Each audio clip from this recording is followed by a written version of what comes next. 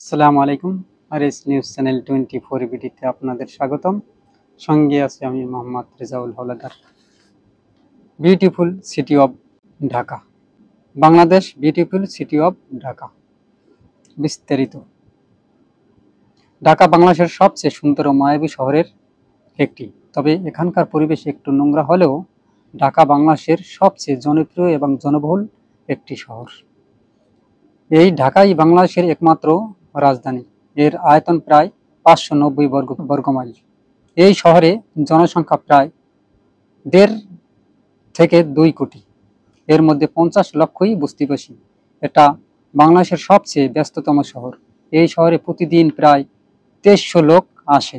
মোট রাস্তা প্রায় 2200 কিলোমিটার, ফুটপাত 400 কিলোমিটার, রিক্সা চলে 6 লক্ষ।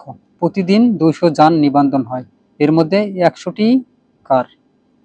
9% যাত্রী বহন করে এই প্রাইভেট কারে, আর জায়গা দখল করে রাখে প্রায় 34%। যানজটের ক্ষতি হয় প্রতিদিন 86 লাখ কর্মঘণ্টা, যা বছরের হিসাবে ক্ষতি হয় প্রায় 20,000 কোটি টাকা।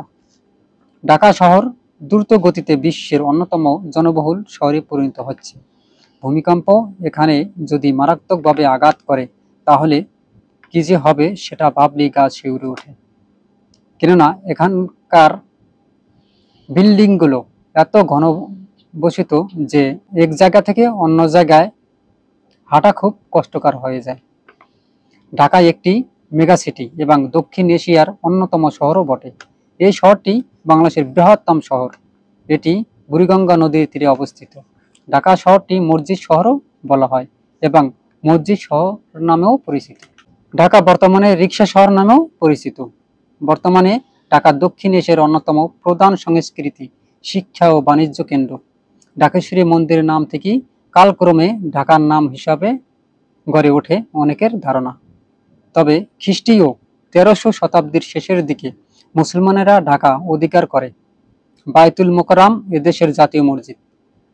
মক্কার কাবা শরীফের ডিজাইন থেকে এই মসজিদের নকশা তৈরি করা হয়েছে।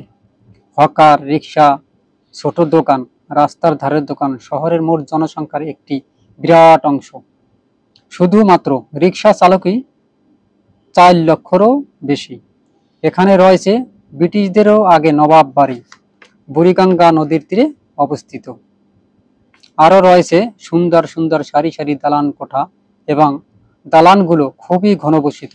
রাতের আলোকসজ্জা করলে খুবই সুন্দর এবং মায়াবী শহরে পরিণত হয়ে যায়। এখানে রয়েছে ঐতিহ্যবাহী ঢাকা বিশ্ববিদ্যালয়, রয়েছে লালবাগ কেল্লা, আর প্রচুর প্রাচীন নিদর্শন ও দর্শনীয় স্থান, যেমন ঢাকা জাদুঘর, চিড়িয়াখানা। তবে আগের চেয়ে বর্তমানে ঢাকা আরও অনেক আধুনিক ও জনবহুল দেশে পরিণত হয়েছে।